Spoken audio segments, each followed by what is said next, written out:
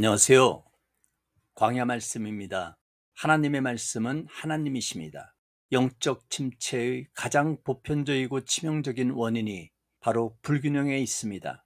기독교 신앙은 사로잡아야 할 전 인격을 사로잡지 못하고 지성이나 감정이나 의지라는 파편으로 조각나 있습니다. 왜 어떤 사람은 교리적으로 완벽하지만 차갑고, 어떤 사람은 뜨겁지만 공허하며, 또 어떤 사람은 헌신적이지만 기쁨이 없습니까? 이 모든 불균형의 치료제이자 기준점은 로마서 6장 17절 말씀입니다. 하나님께 감사하리로다. 너희가 본래 죄의 종이더니 너희에게 전하여 준 바 교훈의 본을 마음으로 순종하여. 우리의 임무는 로마서 6장 17절의 교훈의 본인 지정의를 회복시켜야 합니다. 하지만 교훈의 본이 무엇인지, 그리고 마음이 정확히 무엇을 의미하는지 깊이 있게 연구하도록 하겠습니다. 여러분, 혹시 이런 사람을 만나보신 적이 있습니까? 그 사람은 신학적으로 완벽합니다. 칼빈의 5대 강령을 외우고 예정론과 자유의지의 관계를 밤새워 토론할 수 있습니다. 그러나 그의 삶에는 따뜻함이 없습니다. 그의 가족들은 그의 신앙에서 사랑이 아닌 날카로운 정죄만을 느낍니다. 혹은 이런 사람은 어떻습니까? 예배 시간마다 가장 뜨거운 눈물을 흘립니다. 손을 들고 찬양하며 놀라운 신비적 황홀경을 간증합니다.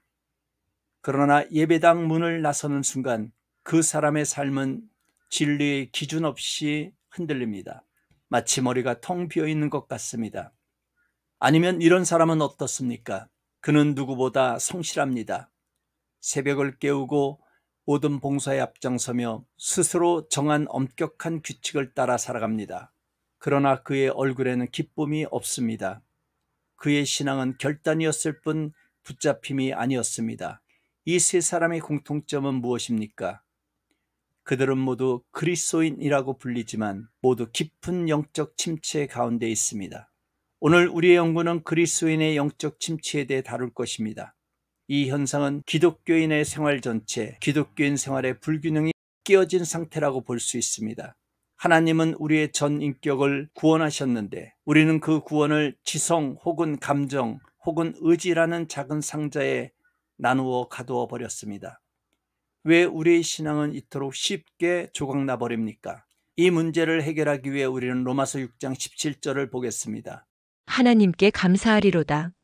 너희가 본래 죄의 종이더니 너희에게 전하여 준 바 교훈의 본을 마음으로 순종하여. 처음 이 말씀을 보면 이것이 어떻게 영적 침체와 연결되는지 의아할 수 있습니다. 로마서 6장은 교리에 관한 장입니다. 특히 은혜를 더하게 하려고 죄에 거하겠느냐? 끔찍한 질문에 대해 이렇게 대답합니다. 그럴 수 없느니라. 우리는 바로 이 지점에서 우리의 조각난 신앙의 원인을 찾아내야 합니다. 많은 사람이 왜곡된 복음을 받아들였기 때문에 그들의 신앙은 처음부터 불균형 상태로 시작되었습니다. 전 인격이 아닌 일부분만으로만 반응했기 때문입니다. 혹시 우리는 이 세 가지 모습 중 어디에 가장 가깝습니까? 첫 번째, 그리스도인은 지정의의 즉 지성에만 매몰된 사람입니다. 이런 사람들은 기독교 철학의 관점에서 복음에 대하여 굉장한 흥미를 가집니다. 그들의 머리는 성경 지식으로 가득 차 있으며 신학적 논쟁을 좋아합니다. 그러나 그들의 관심은 흥미에서 끝나고 만다는 것입니다. 그들의 마음은 뜨거워지지 않습니다. 다른 사람의 곤란을 이해도 동정도 할 줄 모르는 자가 될 수 있습니다. 이런 사람들의 종말이 어떤지 아십니까? 사람이 자신이 죽어야만 한다는 것을 아는 시점까지 도달한다는 것은 두려운 일입니다. 또 그가 논증하고 추리하고 변호까지 하였던 복음이 그의 마음을 사로잡은 적이 없었기 때문에 그를 도울 수 없다는 사실입니다. 머리만 있고 가슴과 손발은 차가운 신앙, 이것이 지성만 있는 그리스도인들의 침체된 모습입니다. 두 번째는 지성과는 반대로 가슴만 있는 그리스도인입니다.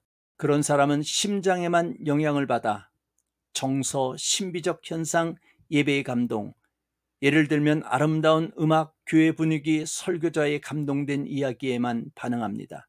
그들은 감동되었고 매혹되었지만 진리의 개념은 없습니다. 이런 사람들은 그들의 심장 속에 무엇인가를 가지고 있지만 머릿속은 텅 비어 있는 자들입니다. 가슴은 뜨겁지만 진리의 뼈대가 없는 신앙, 이것이 두 번째 영적 침체된 그리스도인들의 모습입니다. 세 번째는 의지에만 의존하는 그리스도인입니다. 이런 사람들은 결단을 강조합니다. 기독교를 하나의 선한 생활로 받아들이고 그것을 붙잡기로 결정합니다. 그러나 놀랍게도 우리는 이 결단이라는 단어 자체를 의심해야 합니다. 왜냐하면 만일 사람의 의지에 커다란 충격을 가하면 분명히 반응을 보이기 때문입니다. 그들은 결단해야 한다는 것을 알고 결단을 하지만 왜 그렇게 해야 하는지는 알지 못합니다. 왜냐하면 이런 사람들은 기독교에 의해 붙잡히는 대신에 기독교를 붙잡기로 결정한 사람들이기 때문입니다. 진리에 대한 이해도 마음에 불타는 감동도 없이 오직 자신의 의지로 신앙을 붙들고 가려는 사람, 이것이 세 번째 침체된 그리스도인들의 모습입니다. 이 세 가지 불균형은 모두 로마서 6장 17절의 원리를 위반한 것이 됩니다. 그렇다면 이를 위한 치료제, 즉 올바른 순서는 무엇입니까? 첫째는 진리인 교훈의 본이 먼저 와야 합니다. 진리가 마음에 전달되면 둘째로 마음이 감동되고 진리를 사랑하게 됩니다. 그리고 마지막으로 그 사랑이 의지를 움직여 순종하게 만듭니다. 그러나 우리는 여기서 한 걸음 더 나아가야 합니다. 왜냐하면 로마서 6장 17절에서 말하는 교훈의 본의 정체를 정확히 알아야 하기 때문입니다. 이 교훈의 본이 단순한 지식이라면 어떻게 지성만 있는 사람을 치유할 수 있겠습니까? 로마서 6장 17절 교훈의 본에서 본의 헬라어는 티포스 디다케스입니다. 디다케스는 가르침, 교리입니다. 이것이 바로 지성을 말합니다. 그런데 핵심은 티포스라는 단어입니다. 티포스는 신약 성경에서 본보기라는 뜻으로 쓰이지만 원래 의미는 대장장이가 금속을 찍어내는 틀, 즉 주형을 의미합니다. 이런 의미를 생각하면서 로마서 6장 17절을 다시 한번 봅시다. 사도 바울은 너희가 지성, 즉 교리를 배워서 순종했다고 말하지 않습니다. 너희가 교리에 감동해서 순종했다고도 말하지 않습니다. 바울은 또한 너희가 교리를 따르기로 결단해서 순종했다고 말하지도 않습니다. 바울이 말하고자 하는 뜻은 이렇습니다. 너희는 본래 죄라는 낡은 주형에서 찍혀나온 존재였다. 그러나 너희가 복음을 받아들일 때 너희는 뜨거운 샘물처럼 녹아내렸고 교훈이라는 새로운 틀, 즉 티포스 안으로 부어졌다는 것입니다. 이것은 지식의 전달이 아니라 재창조를 말하는 것입니다. 이 티포스, 즉 틀, 주형이라는 개념이 어떻게 영적 침체에 빠진 세 부류의 그리스도인들을 치유하는지 보십시오. 첫째, 지성만 있던 그리스도인에게 부족했던 것은 지식이 아니었습니다. 그는 틀을 연구 대상으로 삼았을 뿐 자신을 그 틀에 내던지지 않았습니다. 그는 쇳물이 되기를 거부했습니다. 둘째, 정서만 있던 그리스도인이 뜨거움은 있었지만 틀이 없었습니다. 그는 뜨거운 쇳물인 채로 그냥 바닥에 쏟아져 버려 아무 형태도 갖추지 못했습니다. 셋째, 의지만 있던 그리스도인은 차가운 금속인 채로 스스로 틀 안으로 들어가려 애썼습니다. 그는 녹아내리는 항복, 즉 매일 죽는 경험을 하지 못했습니다. 진정한 구원은 나라는 존재가 복음의 진리라는 틀 안으로 부어져 그 틀의 모양대로 다시 찍혀 나오는 것입니다. 그런데 사도 바울은 이 일이 어디서 일어난다고 말합니까? 마음으로 순종하여.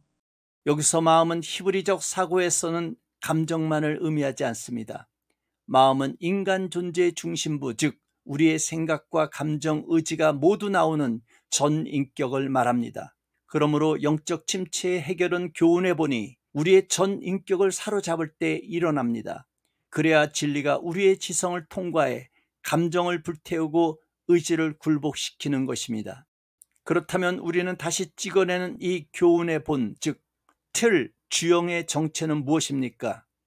교리 목록입니까? 신조입니까? 아니면 율법입니까?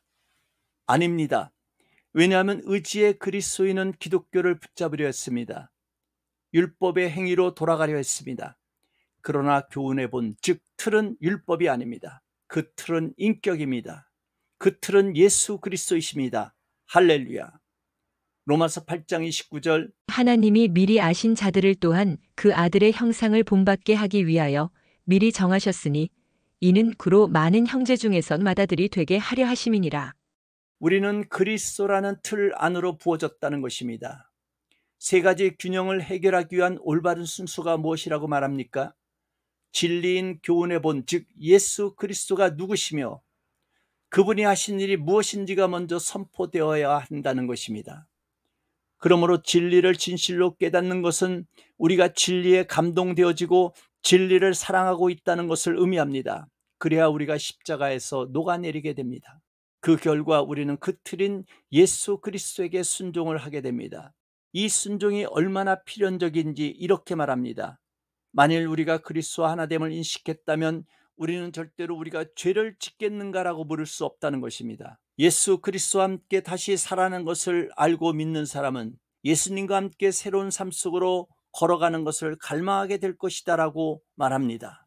지성의 그리스도인은 예수 그리스도를 연구했지만 주님 안으로 부어지지 않았습니다. 감정의 그리스도인은 예수 그리스도를 느꼈지만 주님의 형상으로 찍혀 나오지 않았습니다. 의지의 그리스도인은 예수 그리스도를 따르려 했지만 예수님 안에서 녹아내리지 않았습니다.